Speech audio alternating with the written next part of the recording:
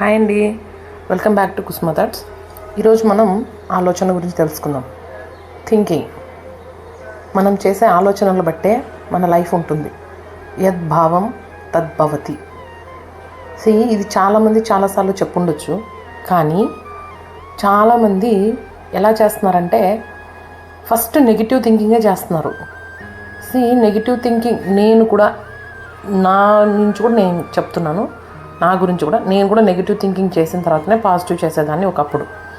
ఎలా అంటే కీడెంచి మేలించాలి అని అంటారు కదా, అలా నేను చేసేదాన్ని. బట్ అలా వద్దు. ఒకసారి మీరు ఆలోచించండి. మీకు బ్యాడ్ థింకింగ్ అనేది వచ్చినప్పుడు దయచేసి దాన్ని కంట్రోల్ చేసే బాధ్యత మీదే.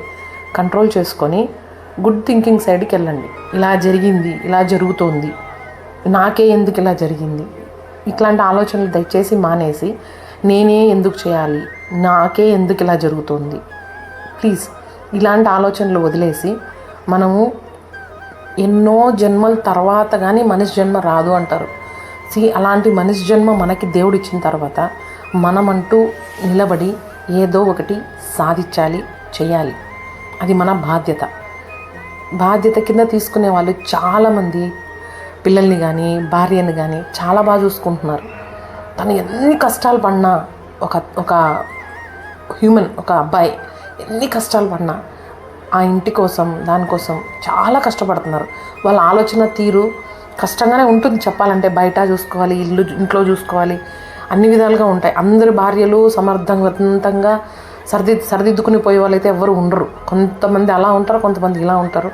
అయినా నా బాధ్యత అనుకొని తన ఆలోచన పరంగా తను చేసుకొని పోయి తన ఫ్యామిలీ కోసం చేస్తున్నాడు. తన ఆలోచనలకు తగినట్టు భార్య ఉండడం చాలా ముఖ్యం. అలాగే భార్య ఆలోచనల ప్రకారం భర్త ఉండడం కూడా చాలా ఇంపార్టెంట్. నేను ఎందుకు చెప్తున్నానో అర్థం చేసుకోండి. మన ఆలోచనలు బట్టే మన పని ఉంటుంది. పని అంటే కర్మతోనే సమానం. మనం ఏం చేసినా అది కర్మ కిందకే లెక్క వస్తుంది. మంచి కర్మ లేకపోతే చెడు కర్మ. నువ్వు ఆలోచించేది కూడా అంతే. నీ ఆలోచనది కూడా మంచి ఆలోచన లేదా చెడు ఆలోచన.